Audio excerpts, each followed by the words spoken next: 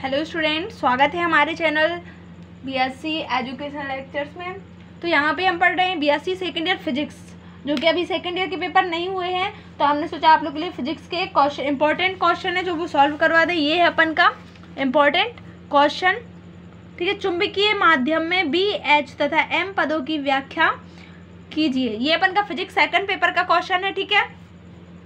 Important है, जो कि क्वेश्चन पेपर में कई बार पूछा भी गया है। बी, एच तथा एम में संबंध स्थापित कीजिए, अथवा दूसरे प्रकार से इस प्रकार से भी क्वेश्चन आ सकता है। सिद्ध करो कि B vector is equal to μ0 h plus M, जहाँ प्रतीकों के सामान्य अर्थ हैं, ठीक है। ये अपन का क्वेश्चन है, इसको अपन यहाँ पे फिजिक्स में सॉल्व करेंगे, ठीक है। तो देखो यहाँ पे अपन को क्या क्या चाहिए है। बी, ये एक प्रकार का अपन का डेरिवेशन है जो इम्पोर्टेंट है, डेरिवेशन, ठीक है। यहाँ पे जो बी है अपन की, वो चुंबकीय क्षेत्र की तीव्रता है, ठीक है। और जो यहाँ पे एच है वो अपन की चुंबकीय आघूर्ण की तीव्रता है, ठीक है, चुंबकन तीव्रता जिसको कहते हैं। इसके बाद अपन एम का, यहाँ पे देखो अपन को तीन चीज़ों में संबंध स्थापित करना है, चुंबकीय क्षेत्र की तीव्रता में और चुंबकन तीव्रता एच में, ठीक है। तो देखो सबसे पहले अपन जो कुछ यहाँ पे मान रहे हैं उसको लेते हैं। फिजिक्स में अपन को इम्पोर्टेंट क्वेश्चन जो रहते हैं वो बिल्कुल मैथ जैसे ही रहते हैं, ठीक है। यहाँ पे एक 2 नंबर का क्वेश्चन और एक अपन का 5 नंबर का क्वेश्चन आएगा 5 यूनिट से। तो जब किसी चुंबकीय, इसके बाद अपन जो हमने इसके पहले डेरिवेशन सॉल्व किए हैं, आप लोग प्लेलिस्ट पर जाकर सभी देख सकते हो। यानी कि फिजिक्स की और वीडियोस आप लोग प्लेलिस्ट में जाकर देख सकते हो। हमने प्लेलिस्ट क्रिएट कर दी थी। और आप लोग बीएससी सेकेंड ईयर के मैथ्स भी देख सकते हो। मैथ्स की जो वीडियो है वो बहुत अच्छी डली हुई है, आप लोग प्लेलिस्ट में जाकर सभी कुछ देख सकते हो। जब किसी चुंबकीय पदार्थ को बाह्य चुंबकीय क्षेत्र में रखा जाता है, यानी एक कोई चुंबकीय पदार्थ है, जब उसको अपन चुंबकीय क्षेत्र में रखते हैं तो उस पदार्थ के अंदर उत्पन्न चुंबकीय क्षेत्र की तीव्रता को बी वेक्टर द्वारा प्रदर्शित करते हैं, ठीक है। यानी कि जब कोई पदार्थ होगा उसको चुंबकीय क्षेत्र में रखेंगे तो उस पदार्थ के अंदर चुंबकीय क्षेत्र की तीव्रता जो होती है उसे बी वेक्टर द्वारा प्रदर्शित किया जाता है, तथा पदार्थ के बाहर चुंबकन तीव्रता को एच वेक्टर द्वारा व्यक्त किया जाता है। पदार्थ के एकांक आयतन में निहित चुंबकीय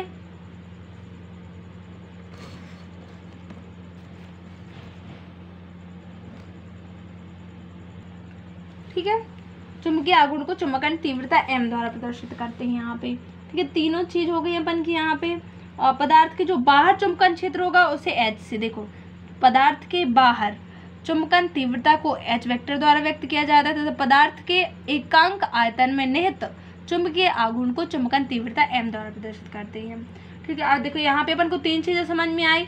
जो जैसे अपन किसी पदार्थ को चुंबकीय क्षेत्र में रखते हैं तो जो पदार्थ में चुंबकीय क्षेत्र की तीव्रता होती है उसे बी वेक्टर से प्रदर्शित करते हैं। उसके बाद अगर अपन को पदार्थ के बाहर चुंबकन तीव्रता जो होती है उसको एच वेक्टर द्वारा प्रदर्शित करते हैं। एवं जो चुंबकीय आघूर्ण की जो चुंबकन तीव्रता होती है पदार्थ के एकांक आयतन में, उसको अपन एम द्वारा प्रदर्शित करते हैं, ठीक है। तो यहाँ पे अपन लेंगे, अब देखो यहाँ पे जो अपन की जो धारा घनत्व उत्पन्न होंगे, अपन इसके पहले जो डेरिवेशन है, आप लोग धारा घनत्व की डेफिनेशन हम आप लोग के लिए बता देंगे, अभी उसका डेरिवेशन सॉल्व नहीं हुआ है, लेकिन वी नो दैट ये एक समीकरण होता है, ठीक है, जहाँ पे अपन धारा, यानी कि अपन एक धारा लेते हैं, I S is equal to होता है अपन का I F plus I B, I F plus I B, जहाँ पे यहाँ पे जो यहाँ पे फुल फॉर्म होता है एफ का होता है, जो वो फ्री लिखते हैं इसको, ठीक है, यहाँ पे, ठीक है। ये जो धाराएं होती हैं इसका अर्थ ये है कि जो मतलब अपन के धाराओं के योग, यानी स्वतंत्र धारा और बद्ध धाराएं जो होती हैं उनके योग, कुल धारा ये जो होती है ये अपन की टोटल कुल धारा होती है, जो अपन की फ्री और बाउंड के प्लस से, दोनों धाराओं के प्लस से बनती है अपन को कुल धारा। तो इसमें जो धारा घनत्व होगा उसको अपन कैसे प्रदर्शित करते हैं, जे से।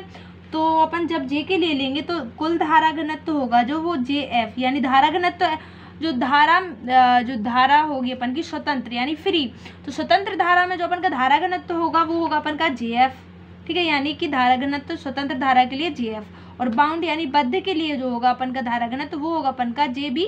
इसको अपन जे बी ले लेंगे क्योंकि धारा घनत्व को कैसे प्रदर्शित करते हैं, जे से, ठीक है। इतना क्लियर है। अब देखो यहाँ पे जो कर्ल एच होता है, यहाँ पे अपन कर्ल एच के लिए अपन ले सकते हैं कर्ल एच वेक्टर जो इसकी वैल्यू होती है वो जे फ्री की यानी जे धारा घनत्व की होती है, ठीक है। इस वैल्यू होती है उसको अपन कर्ल एच कहते हैं।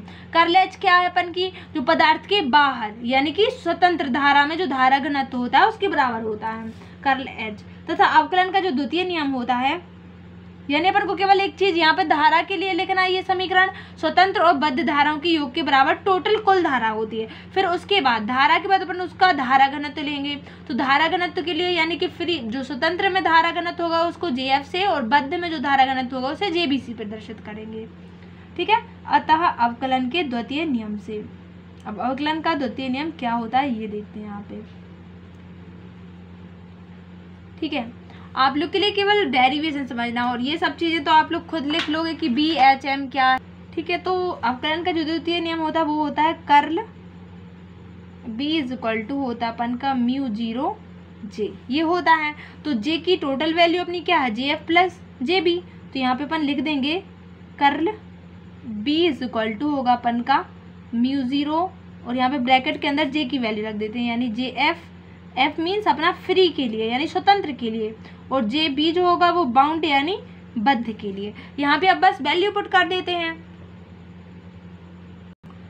ठीक है। तो देखो कर्ल बी वेक्टर, इस म्यू जीरो का अपन पक्षांतर कर देते हैं तो इस साइड ले आते हैं, ठीक है। अपॉन में हो जाएगा इज इक्वल टू अपना क्या बचेगा, जे फ्री प्लस जे बाउंड, यानी ये अपन के धारा घनत्व है, ठीक है। तो जे फ्री की वैल्यू अपन ने क्या निकाली अभी, curl H is equal to J free होता है, तो जे फ्री के स्थान पे अपन क्या लिख सकते हैं, curl H vector, and J bound is equal to अपन लिख सकते हैं कर्ल एम।